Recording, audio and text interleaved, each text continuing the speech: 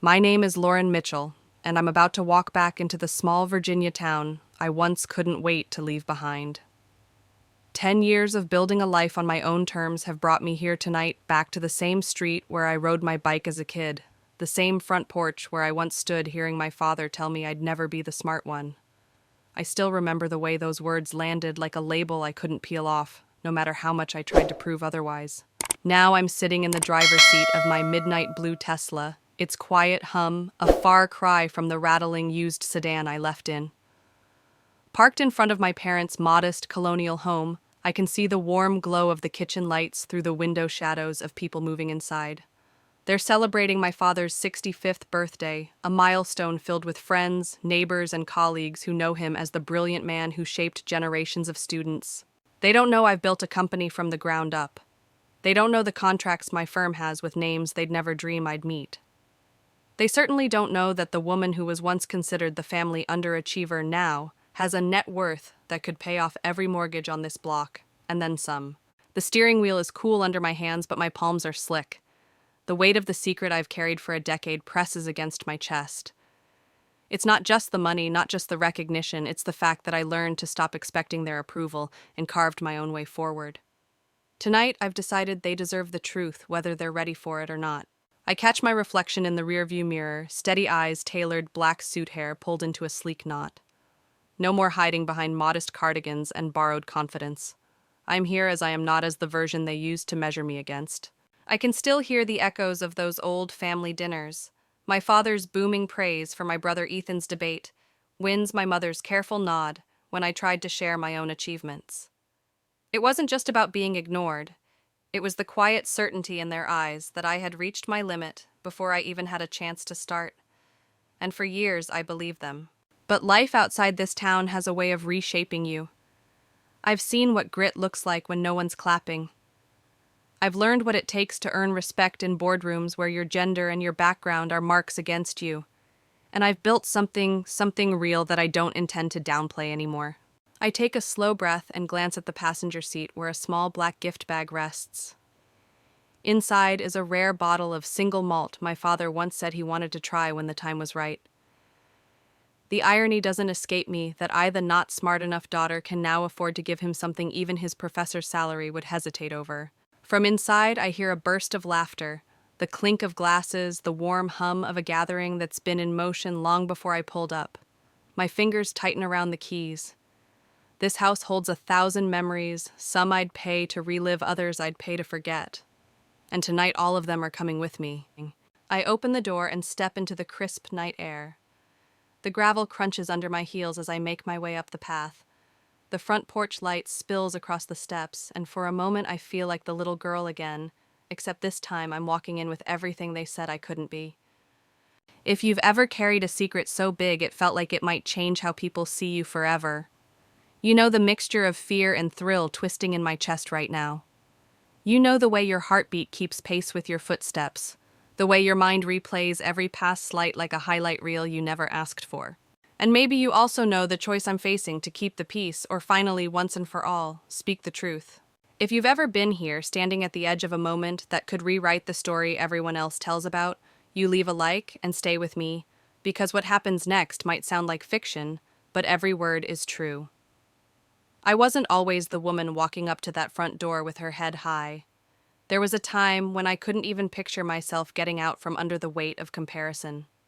My earliest memories aren't of playgrounds or summer vacations. They're of my brother Ethan's name being spoken like it was made of gold. Ethan was the one who could solve math problems in his head before the teacher finished writing them on the board. He won spelling bees without studying. He could memorize entire passages of history and recite them at the dinner table, and my father would beam as though he were witnessing the next great statesman in the making. Me, I learned other things.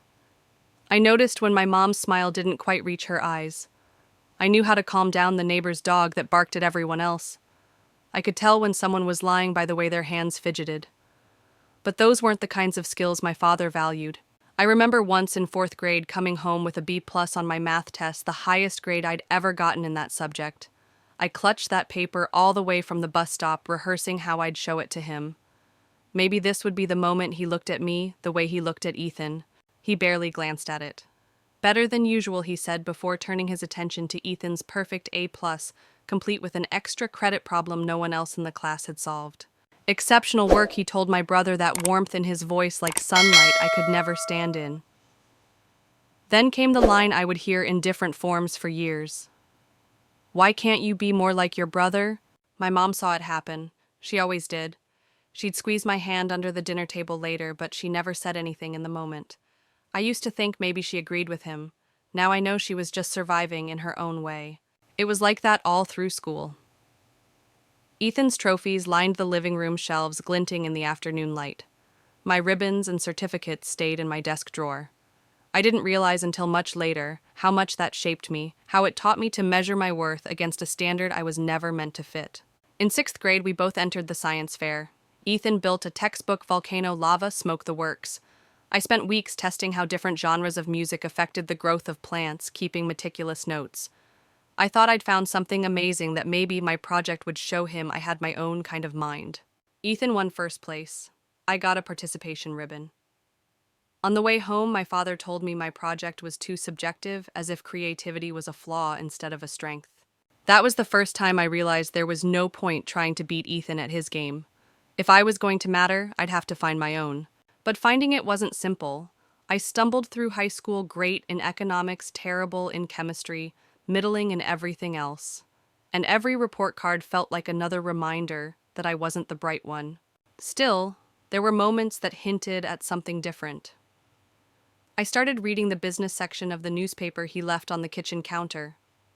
I didn't understand most of it at first, but the patterns, the predictions, they fascinated me. I even made a stock prediction once that turned out to be right. He called it a lucky guess and moved on. That was when I stopped trying to prove anything to him. If he wasn't going to see me, I'd just have to see myself. Looking back now, I realize that was the seed of everything. The business I built, the risks I took, the fortune I earned, it all started with that quiet decision to stop waiting for his approval. The irony, I learned to read people long before I learned to read balance sheets. And it turns out in the real world, both are worth more than perfect grades. I didn't know it then, but I was already building the kind of intelligence that would take me far beyond the limits he set for me. There's a moment in every kid's life when they realize the scoreboard isn't set up in their favor. For me, that moment came in high school, and it wasn't subtle. By then, Ethan had already cemented his place as the family's pride. He was captain of the debate team, president of the Honor Society, and the kind of student teachers bragged about in the faculty lounge.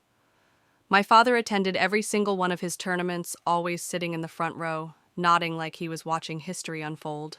I, on the other hand, found my footing in a different arena, economics. While the formulas and theories seemed to make other students glaze over, I could see the flow of markets like a living, breathing thing. I could connect a political decision in Washington to the price of milk in our local grocery store. It was like discovering a secret language only I spoke. The problem was it wasn't Ethan's language, and therefore not my father's either. The real gut punch came junior year. Ethan had made it to the state finals for debate, scheduled for the exact same weekend as the regional economics competition I'd qualified for. I remember walking into the kitchen, competition flyer in hand, to tell my parents about it. My mom's smile was polite, but I saw the hesitation before she spoke. "Sweetheart, you know we'll be at Ethan's tournament. This is big for his college applications." I told them I understood, and I really thought I did. But when I stood on that stage 2 days later, accepting first place for my school, my parents weren't there to see it. They didn't see my name in the program or hear the applause. They didn't even ask for details when I called to tell them I'd won. My mom said, "That's great, honey," and then launched into a blow-by-blow of Ethan's performance, which had earned him second place. I hung up feeling like I'd won something that didn't count. That pattern became my normal. Every time I hit a milestone, it was quietly folded into the background noise of Ethan's achievements. If I got a good grade, it was finally. If Ethan got one, it was of course. If I landed an opportunity, it was lucky. If he did, it was deserved.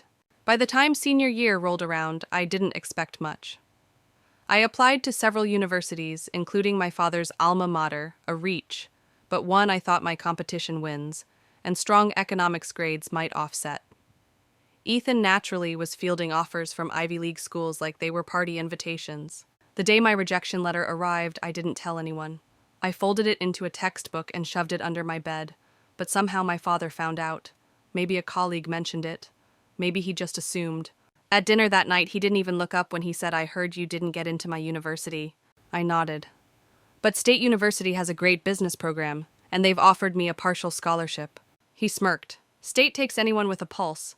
You should think about something more practical, elementary education, maybe." It was like being told flat out that the version of me in his head was the only one that mattered, and she was never going to be enough.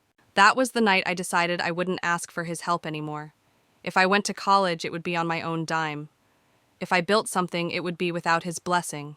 Looking back now, I realize those years shaped the way I handle being underestimated. Every dismissal became fuel.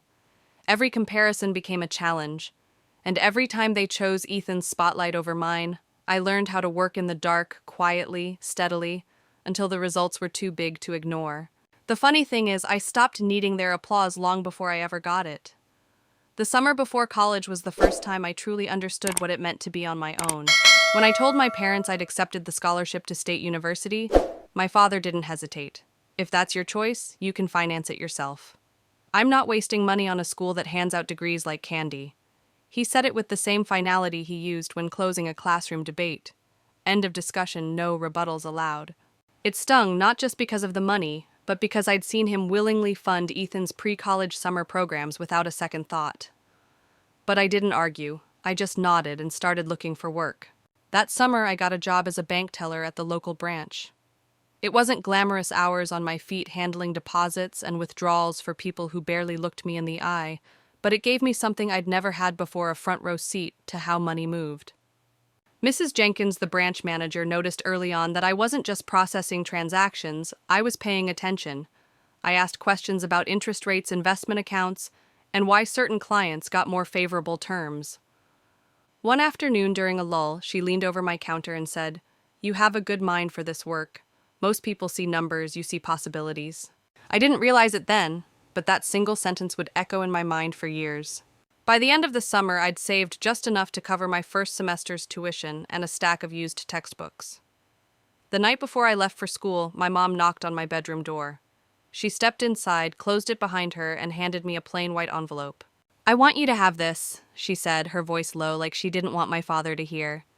Inside was $5,000, her personal savings, almost all of it. "I believe in you. Show them what you can do." Her eyes were glossy, but she smiled. I hugged her harder than I ever had before, knowing she was quietly rebelling in her own way. Arriving at State University was like stepping into another world. The campus buzzed with students from every background imaginable. Nobody cared who your father was or where you ranked at the dinner table. For the first time, I wasn't being measured against Ethan or anyone else. My roommate Cassidy was a communications major with a quick wit and a habit of dyeing her hair a new color every month. On our second night, we sat cross-legged on the floor, eating cheap pizza, swapping stories. When I told her about my father's "never the smart one" line, she shook her head. "Sounds like he's afraid of a version of you he can't control," she said. "College is where you figure out who you are, not who they decided you are." Her words settled in my chest like an anchor in the best way possible. Still, the reality was hard. Tuition wasn't fully covered, and the cost of living stretched my bank account to its limits. I worked mornings in the library, evenings waiting tables at a family diner, and weekends as a virtual assistant for an investment blog. Every dollar I earned had a job, tuition, books, rent, food. Whatever was left, sometimes just $20 or $30, went into a small investment account I'd opened quietly in my own name. It wasn't much, but it was mine, and I guarded it fiercely. One night, while finishing a shift at the diner, I overheard a couple in their 40s talking about a tech company's upcoming product launch. Something about their tone and the way they mentioned market potential sparked my curiosity. When I got back to my dorm, I researched the company, cross-referencing everything I could find: news articles, financial reports, social media chatter.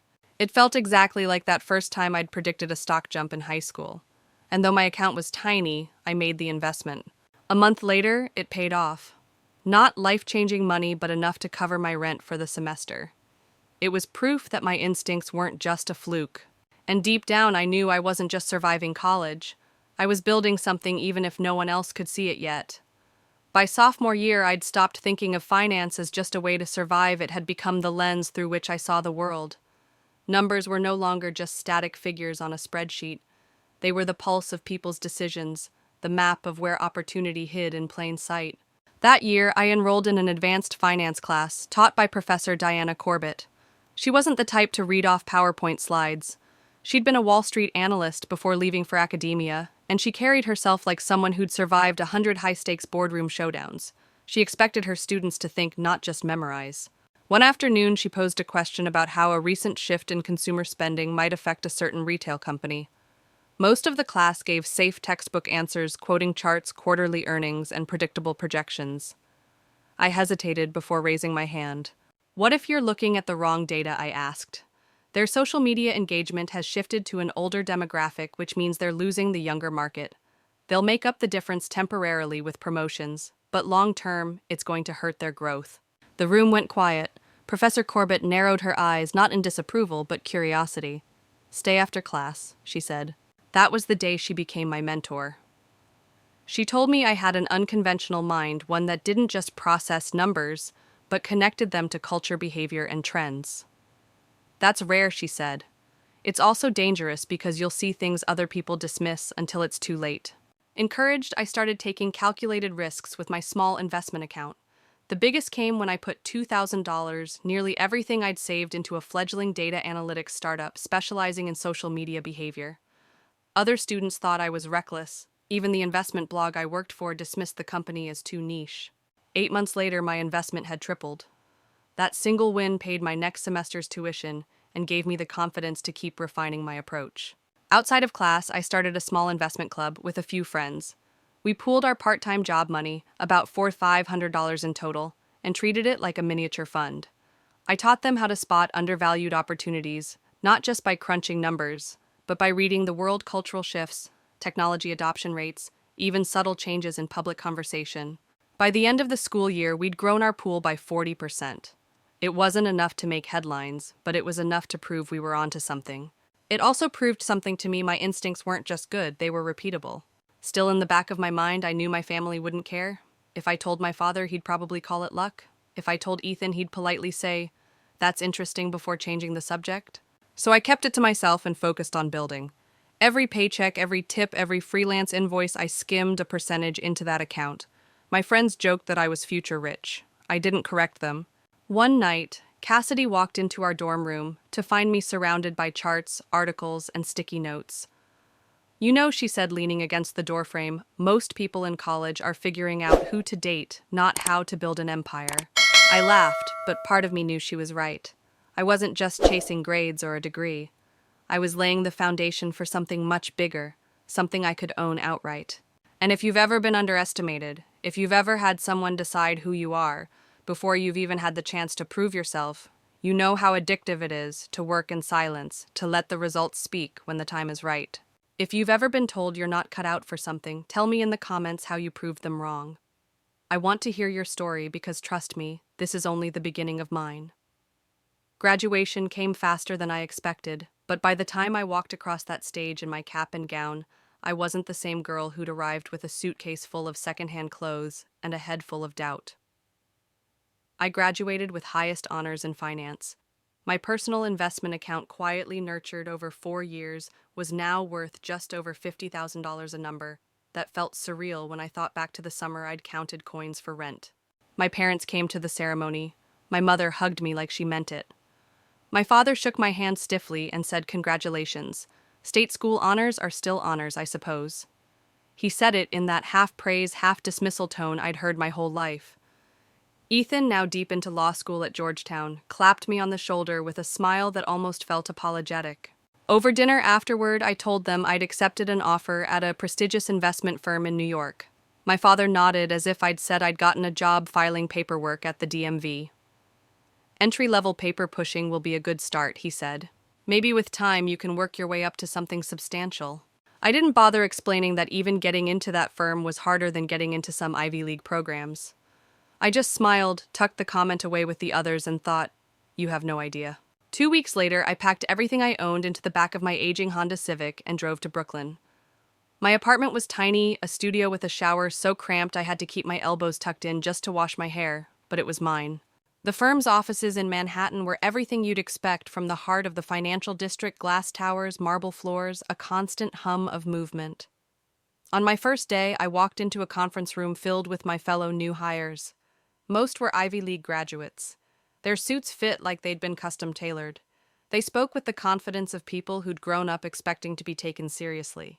I kept my head down at first, working on whatever small assignments came my way. 3 months in our department had assigned us a project to prepare investment recommendations for a major client presentation. Each of us was expected to pitch one option. I noticed something interesting while combing through the data. One small social media platform had stagnant numbers on paper, but was quietly gaining traction among a demographic shift no one else seemed to be watching. It reminded me of that tech startup I'd bet on in college. When I presented my findings at the team meeting, I could feel the skepticism in the room. "Too speculative," my boss said flatly. "Our clients prefer proven track records." The group moved on without discussion. That night I went home and invested $10,000 of my own money in that company. 6 months later, they announced partnerships with 3 major corporations. The stock price tripled. My personal account jumped to $80,000. I didn't brag. I didn't even hint. At work, I kept delivering safe, solid recommendations for clients, what the firm wanted, while privately refining my hybrid approach that blended traditional metrics with cultural and technological trend analysis. Then one afternoon, Garrett Thomas, one of the firm's senior partners, overheard me explaining a market pattern to a colleague in the break room. He called me into his office and asked for my input on a few of his client portfolios. When my predictions proved accurate 3 times in a row, he promoted me to his team, the youngest senior analyst in the department. It came with a raise, better clients, and a seat at tables where real decisions were made. But more than that, it came with something I'd been craving for years: the quiet knowledge that I was earning respect in the toughest rooms I could find. Still, I didn't call home to share the news, because I knew exactly what my father would say, or rather, what he wouldn't. By the time I turned 28, the respect I'd quietly been earning in the firm had transformed into something bigger: opportunity. I had managed a series of client portfolios that consistently outperformed the market quarter after quarter. Garrett, my mentor inside the firm, trusted me with more autonomy than most analysts my age ever saw. But I also knew there was a ceiling, and it wasn't just about seniority. The firm had its way of doing things: safe, predictable, slow, and I was itching to move faster, take bigger swings. The decision to leave wasn't impulsive. I'd been building my own side portfolio for years, and by then it had grown to over $800,000. Every bonus, every extra commission I could squeeze from the firm's structure, I poured into my own investments. And while the firm's clients were happy with steady 8% to 10% returns, I'd been hitting 25%, 30%, even 40% on my own. The day I told Garrett I was resigning to start my own investment company, he looked at me for a long moment before saying, "You know this will be brutal, right? Clients will doubt you. Competitors will try to cut your knees out before you take your first step." "I know," I said, "but it's mine, and I've been working for this moment since I was 19. Innovar Capital was born in a tiny sublet office in Lower Manhattan with a desk I bought off Craigslist and a chair that squeaked every time I moved.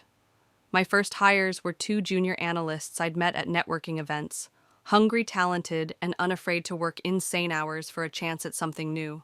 The early months were exactly what Garrett had warned me about. Most prospective clients smiled politely and told me to come back after you've got a track record. For every 10 meetings, maybe one would turn into an account, and even then the amounts were modest.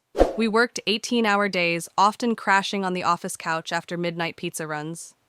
I poured every cent back into the company marketing research tools, traveled to conferences, where I hustled for meetings with anyone who might listen. The turning point came at a tech innovation summit in San Francisco. I was giving a small presentation on predictive investment strategies when a man in the second row started asking sharp, pointed questions, the kind that told me he knew this world inside and out. Afterward, he introduced himself as Nathan Blake, a tech entrepreneur who just sold his company for $30 million. "I like the way you see around corners," he said. "The old guard is too busy protecting what worked yesterday. I want to know what's going to work tomorrow. Can you take $5 million and show me?" I didn't flinch. "Yes." That portfolio grew by 60% in the first year. Nathan told everyone who would listen that I was the best investment decision he'd ever made. Suddenly, my phone wouldn't stop ringing. We went from a waiting list of 0 to a waiting list we couldn't manage. By my 31st birthday, Innovar Capital was managing over $500 million in assets. We'd moved into a sleek downtown office with floor-to-ceiling windows, and industry media started referring to me as the social oracle of Wall Street. Forbes ran a feature that included a full-page photo of me in my corner office Manhattan skyline stretching out behind me. I kept a copy of that magazine in my desk drawer but never sent it to my parents. They still thought I worked for an investment company somewhere in the city. Each time I visited home, I wore understated clothes, rented a regular car, and let my father talk endlessly about Ethan's legal career. It was easier than breaking the unspoken agreement we'd lived under for years that my achievements would stay invisible. But then came the invitation for my father's 65th birthday. And for the first time, I decided I wasn't walking through that door as the person they thought I was. If you've ever had a moment where you knew you were done keeping the peace where the truth was too big to stay hidden, tell me about it. Because that's exactly where I was standing. The invitation arrived in a cream-colored envelope with my mother's looping handwriting. Join us to celebrate Thomas Mitchell's 65th birthday.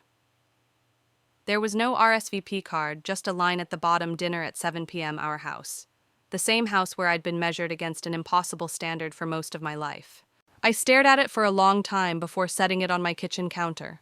For years, I'd made every visit home a performance: muted clothing, modest rental cars, vague answers about the firm whenever anyone asked. It kept the peace, and it kept my father comfortable in the version of me he'd chosen to believe.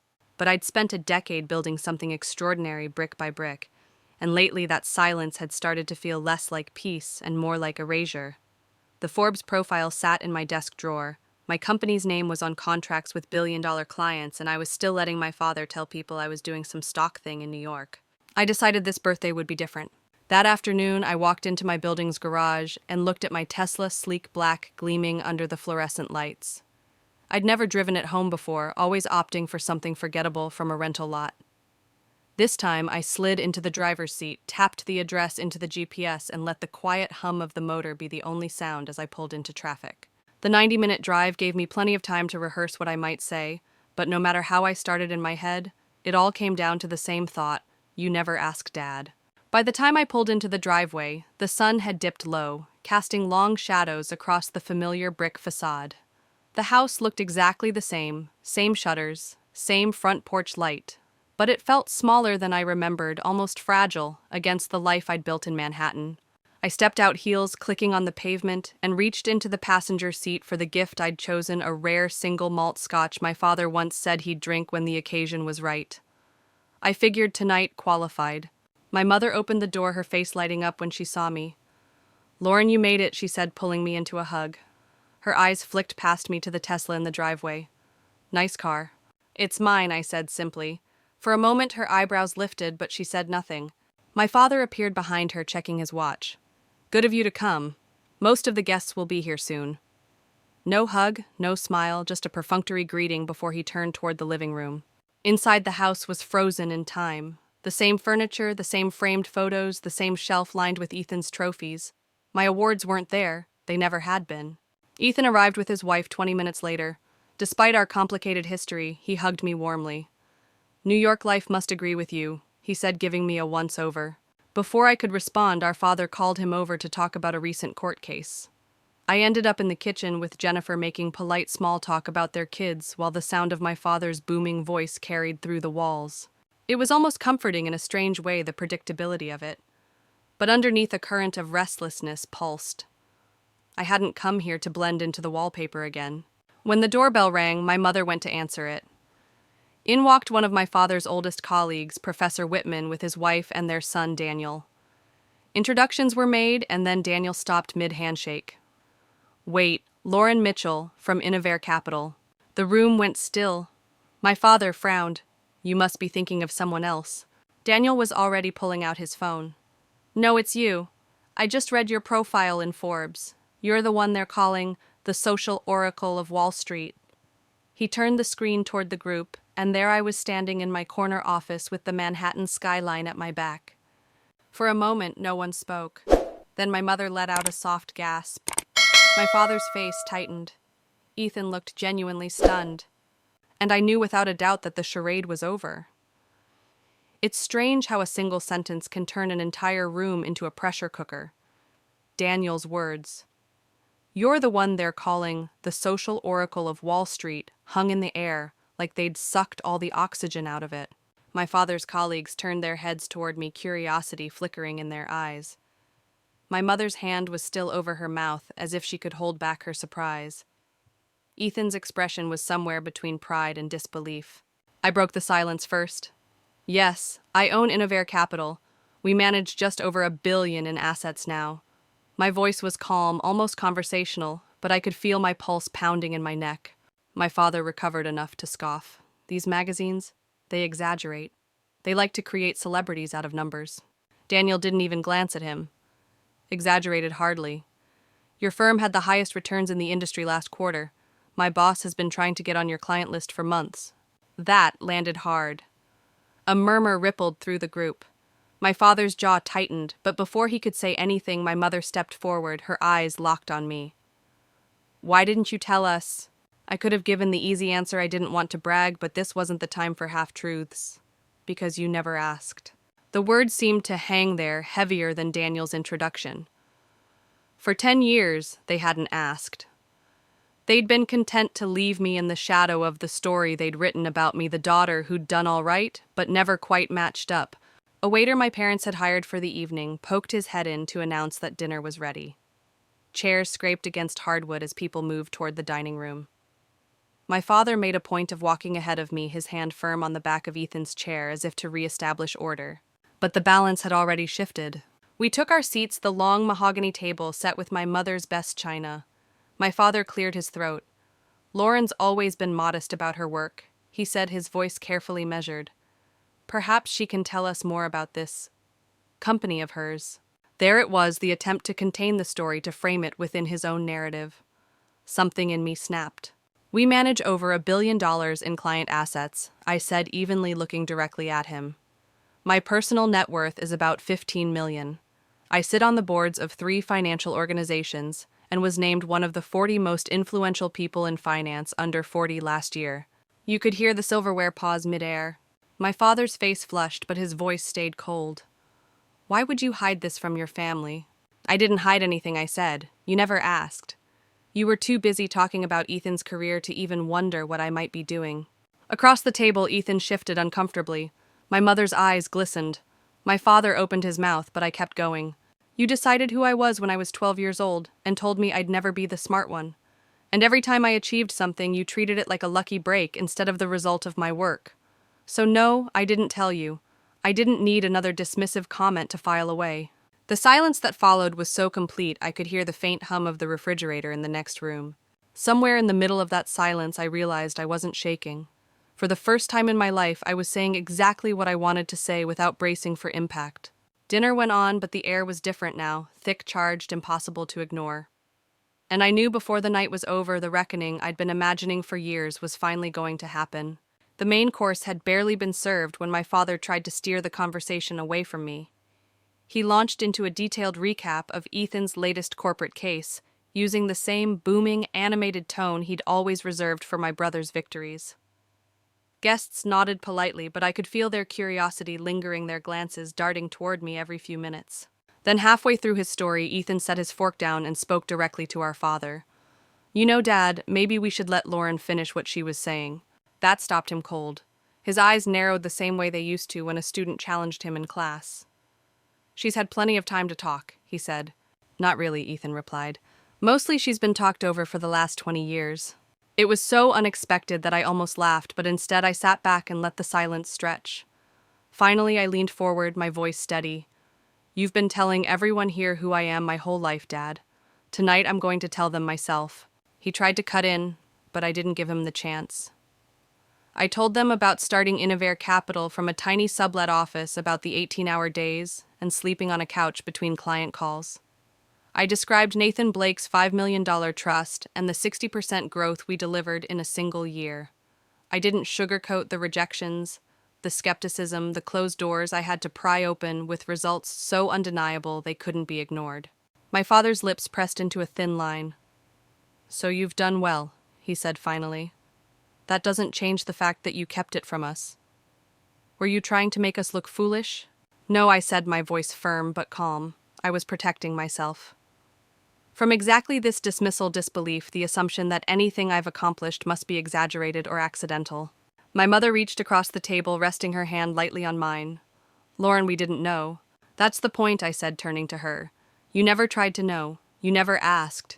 You accepted Dad's version of me without ever questioning if it was true. The room was still, except for the faint clink of someone setting down a wine glass. My father straightened in his chair, bracing himself. I pushed you because I wanted you to succeed. No, I said. You pushed me because you wanted me to succeed your way. And when I didn't, you decided I couldn't succeed at all. It felt like years of swallowed words were finally making their way out. I stopped trying to meet your definition of smart a long time ago. And once I did, I built something on my own terms, without your approval, without your money, without a single bit of encouragement from you. And I'm proud of that. The last sentence landed like a gavel strike. Around the table, my father's colleagues shifted in their seats, clearly uncomfortable but riveted. My mother's eyes shone with unshed tears.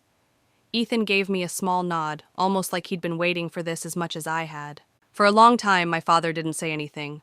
Then he picked up his knife and fork again, as if continuing dinner could erase the last 10 minutes. But the conversation had changed course, and everyone at the table could feel it. If you've ever had to choose between keeping the peace and telling the truth, you know exactly how it felt to sit there in that moment, breathing steadily, heart pounding, knowing there was no going back. And if you faced that choice yourself, tell me in the comments how it changed you. I thought the confrontation at the table would be the climax of the night, but the real turning point came when Ethan, of all people, broke his silence. As the last plates of dinner were cleared, he leaned forward, elbows on the table, and said, You know, Lauren's not the only one who's been living a life you didn't really see, Dad. Our father glanced at him, clearly irritated. What's that supposed to mean? Ethan took a breath, his eyes fixed on our father's. I hate corporate law. I've hated it since the first year I started. I stayed in it because you made it clear that walking away would be a disappointment you'd never forgive. You could have heard a pin drop. Even my mother froze her hand halfway to her water glass. Ethan went on, his voice steady but low. I've been on this partnership track for years, grinding out 80-hour weeks for a title I don't even want. And I'm done. I've already accepted a teaching position at the university. I start next semester. Our father's face shifted from disbelief to anger. You're throwing away your career for a classroom. I'm choosing my life over your definition of success, Ethan replied. For the first time in my life, I saw our father actually speechless. His mouth opened like he wanted to argue, but nothing came out. My mother finally spoke, her voice quiet but clear. Thomas, you and I need to face something. We've measured both of our children against standards that had nothing to do with who they are. We've pushed them into boxes that made sense to us, not to them. She turned to me and I realized she was shaking slightly. I let it happen. I didn't defend you when I should have. I stayed quiet because I thought keeping the peace was more important than speaking the truth. I was wrong. It was the first time she'd ever said anything like that to me, and I felt my throat tighten. Our father shifted in his chair, looking between the three of us. I thought I was doing what was best. No, I said gently. You thought you knew what was best. There's a difference. For a long moment, no one moved. Then Ethan reached across the table and rested his hand on my shoulder. We're not kids anymore, Dad. We're telling you who we are. You can either listen or keep pretending we're something else. That landed harder than anything I'd said all night. Because for once, it wasn't just me pushing back, it was both of us. My father looked older in that moment, like the weight of years and expectations had finally caught up to him. He didn't apologize, not yet, but something in his expression shifted. Less defiance, more uncertainty. The conversation limped along after that, moving to safer topics for the sake of the guests who were clearly desperate to escape the tension. But under the small talk, something fundamental had cracked. For years, I'd been the only one willing to stand outside the script my father wrote for us. Now, Ethan was standing there with me, and that more than any dollar amount in my bank account felt like the beginning of a real change. As the night wound down, my father avoided looking at me directly, but I noticed him watching Ethan with a mixture of confusion and something else I couldn't quite name. Maybe it was the first spark of realizing his version of success wasn't the only one worth chasing. When the last guest left, I knew one thing for certain: we weren't done talking. Not by a long shot. And if you've ever had a moment where the truth finally came out after years of silence, you know exactly how it feels when the room stills, and you realize nothing will ever be the same. After the last guest's car tail lights disappeared down the street, the house felt eerily quiet. The dining room still smelled faintly of roast beef and wine, but the tension in the air made it feel like the walls themselves were holding their breath. I gathered my bag from the hallway chair, ready to make my exit before the inevitable second round began. But as I reached for my coat, Ethan appeared beside me. "Don't go yet," he said quietly. "There's something I need to tell you, something I've never said out loud." We stepped onto the front porch, the cool night air instantly clearing the lingering warmth from the crowded house. He leaned against the railing, staring at the yard like he was searching for the right words. "I've always been jealous of you," he finally said. I almost laughed. It was absurd. Jealous of me. "You were the golden child, Ethan, the one who could do no wrong." He shook his head.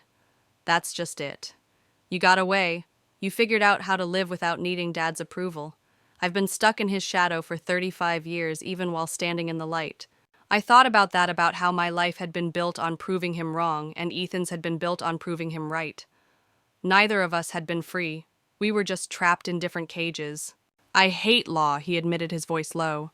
"I hate the firm, the politics, the feeling that I'm living someone else's plan.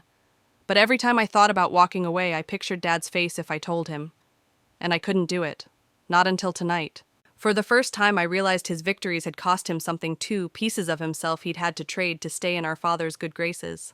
You know, I said slowly, all those years, I thought you had it easy, but maybe you were just as stuck as I was." "Exactly," he said, finally meeting my eyes. "The difference is you had the guts to leave, and I've been watching from inside the cage, wondering what that would feel like."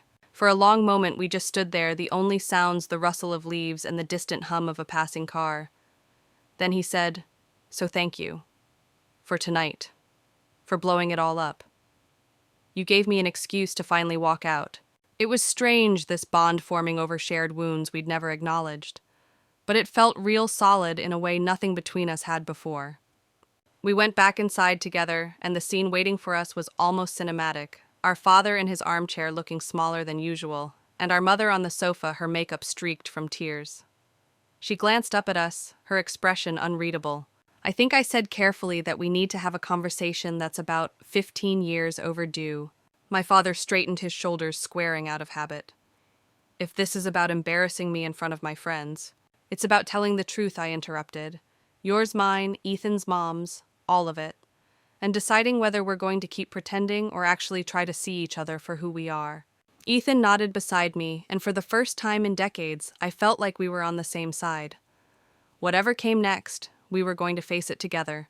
And somewhere deep down, I suspected my father knew this wasn't just a conversation he could control or dismiss. This was the start of something he'd spent his whole life avoiding change.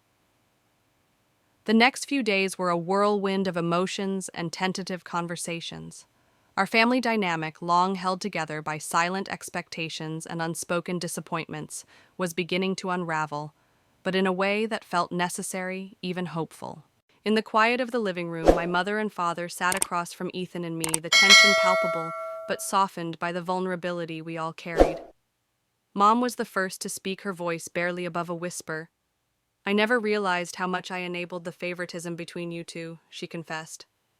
"By staying silent, I became part of the problem." Her admission was unexpected but welcomed. It opened the door for my father to share his own struggles, a side I'd never seen. My father was the same way, he said, voice rough with years of regret. "I grew up measured by impossible standards, and I became the very thing I hated. I thought pushing you both this way was for your own good." I could see the weight of his words settling on all of us. It was the first time our father acknowledged the pain beneath his discipline, the cracks behind the stern exterior. Ethan chimed in, sharing how he'd spent years trying to live up to expectations that weren't his own. "I was scared to disappoint you, Dad, more scared than I ever let on."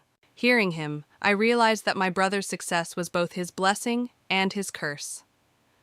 He was trapped in a gilded cage of our father's ambitions, while I had spent years fighting to break free from being seen as the disappointment. We spent hours talking about what success really meant, not just grades or money, but happiness, authenticity, and being true to oneself. For the first time, we all admitted that the family's version of achievement had been too narrow, too unforgiving. I shared my journey, how I'd built Innovair Capital from the ground up, how every dollar I earned was hard-won, and how for years I'd hidden my accomplishments to avoid confrontation. I told them about the struggles, the long nights, and the moments I wanted to give up, but didn't.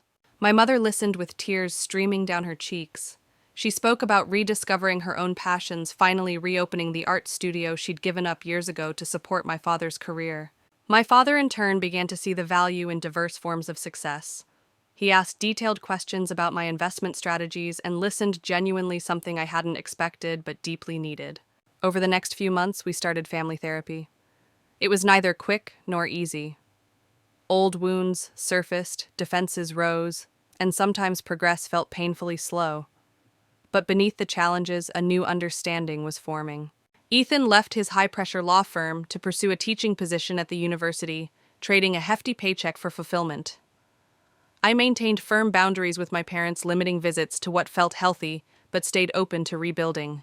I also launched a scholarship fund at State University, aimed at students like me, those with unconventional talents that don't always fit traditional molds.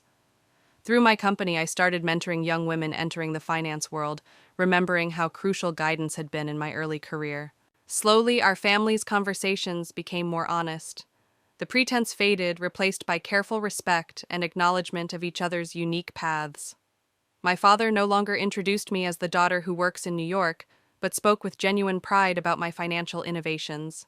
6 months after therapy began, he attended an awards ceremony where I was recognized for my firm's outstanding performance. Watching him applaud from the audience, I saw something new, a man learning to celebrate success beyond his own definitions.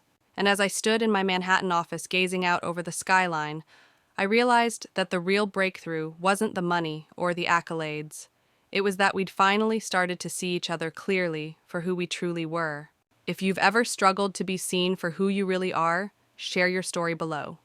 Together we can remind each other that it's never too late to rewrite the narrative and find our own kind of success.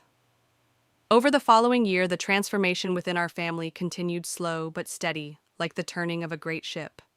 The old patterns of favoritism, dismissal, and unspoken resentment began to give way to a new way of being. My mother, having reopened her art studio, found a renewed sense of purpose and joy. The vibrant colors and bold strokes of her canvases seemed to breathe life not just into her work, but into our family's atmosphere. She invited us to gallery openings and encouraged conversations about creativity and passion, reminding us that success isn't always measured in numbers or titles. Ethan's decision to leave the high-stress corporate law world for academia brought him a peace I'd never seen before. The sharp lines of anxiety softened from his face, replaced by a calm satisfaction in mentoring young law students. When we met for coffee, he told me, "For the first time, I'm not performing for anyone's approval. I'm doing what I love." Our father began to attend therapy sessions with us, confronting the deep-rooted fears and expectations that had shaped his approach to parenting. He shared stories of his own father's harsh standards and admitted that he'd repeated the cycle unintentionally. It was a humbling process, but one that brought new empathy into our relationship. I too found healing not just from the wounds of the past, but from the heavy burden of carrying a secret success. I no longer felt the need to hide my achievements or downplay my lifestyle when I visited home. I started sharing stories of my work, openly inviting questions, and slowly earning genuine interest. To honor our journey, I commissioned a family portrait, not the traditional one with everyone smiling stiffly, but an artistic rendering that captured each of our passions and identities. My mother was depicted surrounded by her colorful paintings, Ethan shown teaching a classroom, and me surrounded by abstract symbols of finance and innovation. That portrait now hangs in the living room, a constant reminder of how far we've come and the commitment we made to see each other fully and authentically. But transformation wasn't without its challenges. Old habits crept in during stressful times. There were moments when my father's voice carried the familiar sharpness of judgment, and my mother's hesitation returned. We had to relearn how to communicate, how to listen without defending, how to support without controlling. Through it all, we kept returning to one central truth: success means different things to different people, and our worth isn't defined by anyone else's expectations. I took that lesson beyond my family. Through Innovair Capital, I established a mentorship program for young women in finance, especially those whose talents didn't fit traditional molds. Twice a month, I meet with promising analysts, sharing not just technical knowledge, but strategies for navigating a still male-dominated industry. My journey from the girl labeled never the smart one to leading a billion-dollar firm isn't just about money or titles. It's about breaking free from the cages others build for us, whether made of words, expectations, or silence, and having the courage to define our own paths. If you've ever felt trapped by someone else's idea of success, remember you have the power to rewrite your story, and you're never alone on that path. If this story resonates with you, I'd love for you to share your experiences in the comments. Let's build a community where we lift each other up to reach beyond what anyone else thought possible. Looking back on everything, I realize my story isn't just about me, it's about breaking cycles, challenging expectations, and creating a legacy that honors who we truly are. For years, my family's definition of success was narrow top grades, prestigious schools, and careers that fit a specific mold. If you didn't fit, you were invisible, a disappointment, or the other child. But life taught me that success isn't a one-size-fits-all. It's personal, it's messy. It's about embracing your unique talents and forging a path that lights you up no matter what anyone else says. Starting Innovair Capital wasn't just a business decision. It was a declaration of independence. A refusal to be boxed in by old definitions or limited by someone else's expectations. Every late night, every sacrifice, every risk was part of building not just a company, but a version of myself that I could be proud of. The journey wasn't easy. I faced doubt from family colleagues, even myself. But those moments of uncertainty made the victories sweeter, the lessons deeper. I learned to trust my instincts to read the market not just by numbers, but by people and culture to see opportunities others missed. And through it all, I carried a quiet hope that one day my family would see me, not the shadow they'd imagined, but the woman I'd become. That hope was tested again and again, but finally, at my father's birthday party, the truth could no longer be hidden. The surprise, the confrontation, the hard conversations, they cracked open the silence and brought us closer to something real. My father's slow acceptance, my mother's renewed spirit, Ethan's courage to live authentically, these are the true milestones of my success. They remind me that healing and growth aren't linear. They're ongoing, requiring patience, empathy, and a willingness to face uncomfortable truths. I've come to understand that while external achievements like wealth or recognition can open doors, they don't fill the deeper need for acceptance and love. Those come from within, from being true to yourself and surrounding yourself with people who see and celebrate your whole story. As I raise my glass to new beginnings, I invite you to reflect on your own journey. Who have you been trying to prove yourself to? What expectations have held you back? And what would your life look like if you let go of those limits and stepped into your true potential? If you believe in the power of authenticity and courage, join me by subscribing and sharing your story below. Together we can inspire each other to break free, rewrite our narratives, and live the lives we were meant to lead. Reflecting on this journey, I realized that the $15 million was never truly about the money. It was about the courage to stand tall despite the voices that doubted me. It was about rewriting a story that was never mine to begin with and reclaiming my identity beyond family expectations. Success, I've learned, is as much about inner peace as it is about external achievement. It's about honoring the person you are beneath the labels others try to pin on you. It's about building bridges where walls once stood and finding love and acceptance in unexpected places, even within your own family. Our family's healing is ongoing. There are still hard days, moments when old wounds surface and misunderstandings arise. But now we face these challenges with honesty and a commitment to growth rather than blame. We've created new traditions, celebrating each other's unique gifts and embracing differences instead of judging them. As for me, I carry this story not as a burden, but as a beacon. It fuels my passion to mentor young women who feel unseen or underestimated, to show them that their worth is not defined by others, but by the fire within themselves. If you take anything away from this, let it be this. Your path may be lonely, your battles unseen, but your voice matters. Your truth has power, and your courage can inspire more than you know. Thank you for joining me on this deeply personal journey. May you find the strength to define success on your own terms and the grace to embrace who you truly are.